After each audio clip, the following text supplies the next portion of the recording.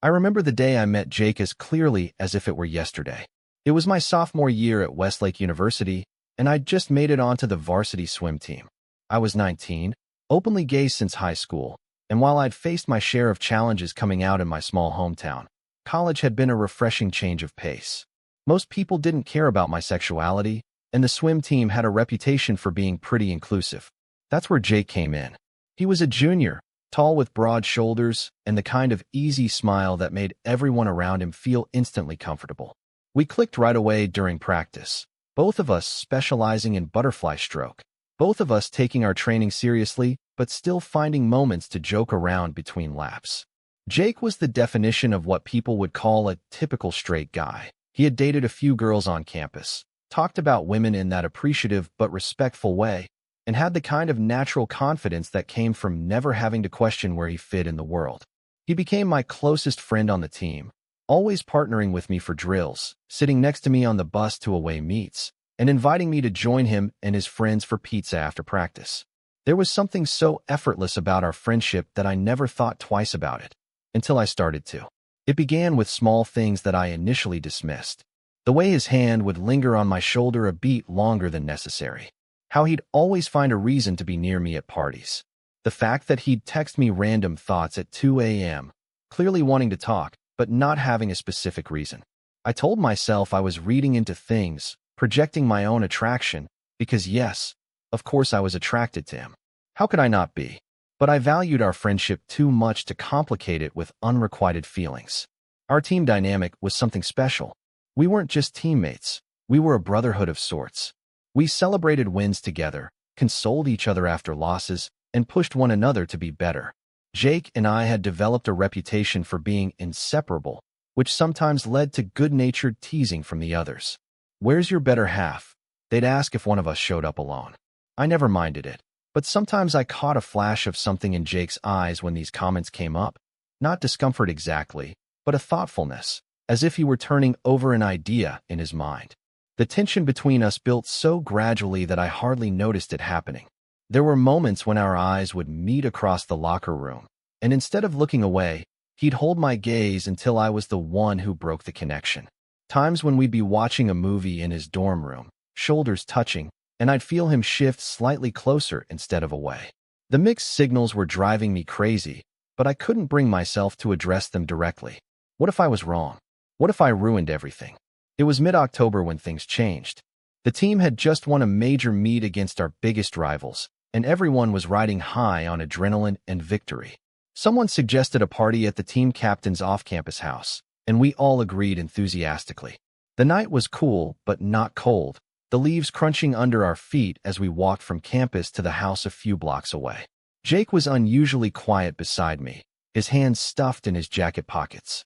"You okay?" I asked, bumping his shoulder with mine. "You're not usually this quiet after a win." He glanced at me, then back at the sidewalk. "Just thinking. About stuff." He kicked at a pile of leaves. "Life. Choices. You know." I laughed. "Very specific. Thanks for sharing." That got a smile out of him, at least. "Sorry. I'm just processing some things." The party was in full swing when we arrived. Music pulsing through the house, the smell of beer and sweat, teammates and friends from other sports teams mingling and celebrating. Jake and I grabbed drinks and made our rounds, accepting congratulations and reliving the highlights of the meet. But throughout the night, I noticed Jake drinking more than usual, becoming increasingly tactile, his arm around my shoulders, his fingers brushing against mine when he handed me another drink. It was around 1 a.m. when he leaned in close, his breath warm against my ear to be heard over the music. "I'm ready to head out. Walk me in." It was a phrase we used often. Walk me in, meaning walk me back to my place. We lived in different dorms, but in the same general direction from most places on campus. It was our routine after parties or late study sessions, making sure the other got home safely. There was nothing unusual about the request, but something in his tone made my heart beat faster. "Yeah, of course," I replied, setting down my half-empty cup. The walk back was charged with an energy I couldn't quite name. The campus was quiet at this hour, street lamps casting long shadows across the paths. Jake walked close to me, our hands occasionally brushing, neither of us pulling away when they did. We talked about the meet, about classes, about nothing important, but beneath the conversation ran a current of anticipation that made my skin tingle. When we reached his dorm building, I expected our usual farewell, a fist bump, maybe a quick hug, a see you at practice. Instead, he said, "Come up for a bit? I'm not really tired yet." I hesitated only briefly before nodding. We climbed the 3 flights to his floor in silence, the stairwell echoing with our footsteps. His single room was neater than most guys' dorms, a habit from his military family upbringing, he'd once explained. He flicked on the desk lamp rather than the overhead light, casting the room in a soft, warm glow. "Want some water?" he asked, grabbing 2 bottles from the mini-fridge without waiting for my answer. I took the bottle, suddenly aware of how dry my mouth felt. "Thanks." We sat on the edge of his bed. There wasn't really anywhere else to sit in the small space. The proximity was nothing new. We'd spent countless hours in this exact position watching movies on his laptop. But tonight felt different. Jake was fidgeting with his water bottle cap, turning it over and over in his fingers. "Can I tell you something?" he finally said, not looking at me. "Anything," I replied, meaning it completely. He took a deep breath. "I've been thinking a lot lately. About feelings and identity, and how sometimes the labels we put on ourselves don't always fit as well as we think they do." My heart was pounding so loudly I was sure he could hear it. "What do you mean?" "I mean," he finally looked up, his eyes meeting mine with an intensity that took my breath away. "I've never felt about anyone the way I feel about you. And I've been trying to make sense of it, trying to fit it into what I thought I knew about myself. But maybe I've been asking the wrong questions." The air between us seemed to crackle with electricity. I couldn't speak, couldn't move, couldn't do anything but wait for what would come next. "I don't know if I'm straight or bi or whatever," he continued, his voice low and uncertain. "I just know that when I'm with you, everything makes sense in a way it never has before. And I'm tired of pretending I don't feel it." I swallowed hard. "Jake, you don't have to say anything," he interrupted. "I just needed you to know. And if you don't feel the same way, that's okay. We can pretend this conversation never happened." But that was the last thing I wanted. Gathering my courage, I reached out and placed my hand over his. "I do feel the same way. I have for a long time. I just never thought." The relief that washed over his face was palpable. He turned his hand over, interlacing our fingers. "So what do we do now?" he asked, vulnerability evident in every word. "I don't know," I admitted. "But I think maybe we start by being honest with each other. And with ourselves." He nodded slowly, then stood up, still holding my hand. "Come on. I'll walk you out." I followed him to the door, confused by the sudden shift, but not wanting to push. When we reached the doorframe, he stopped and turned to face me. For a moment, we just stood there, inches apart, the tension between us almost unbearable. Then, with a determination I'd only ever seen him show in the pool, he placed his hand on the doorframe beside my head and leaned in. The first brush of his lips against mine was hesitant, questioning.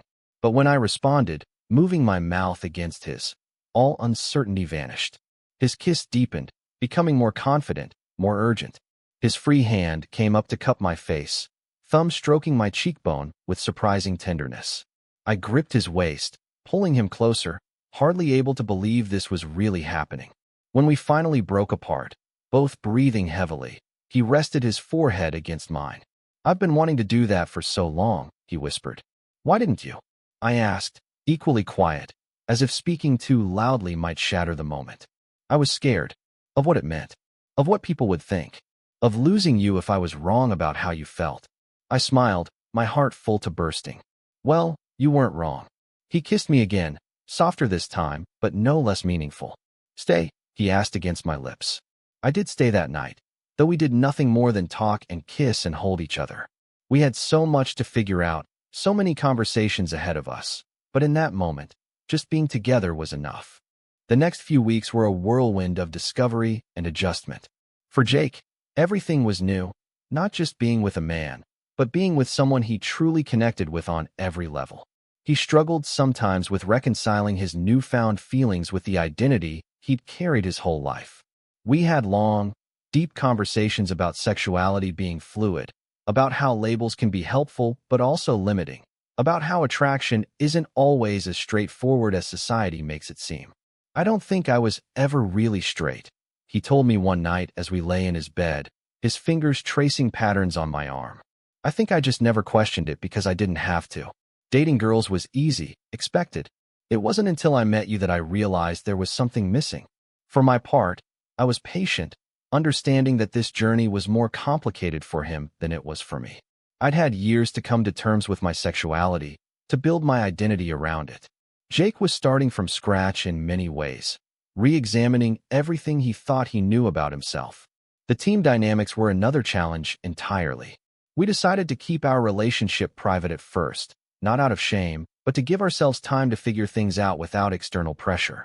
But of course, people noticed the shift between us. The casual touches that lingered a bit longer.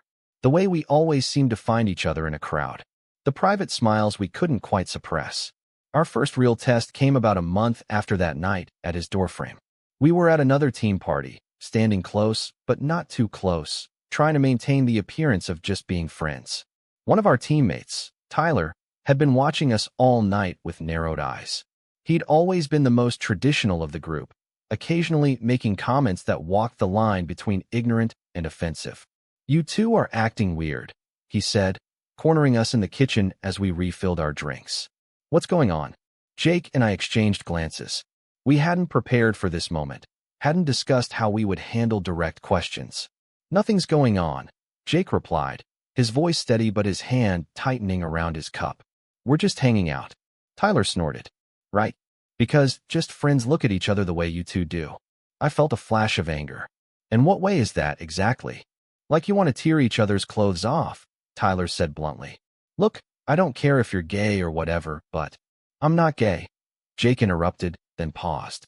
"At least, I don't think I am. But I am with Alex. And if you have a problem with that, it's exactly that, your problem." The kitchen fell silent. I hadn't expected Jake to be so direct, so unapologetic. Pride swelled in my chest, even as anxiety twisted in my stomach, waiting for Tyler's reaction.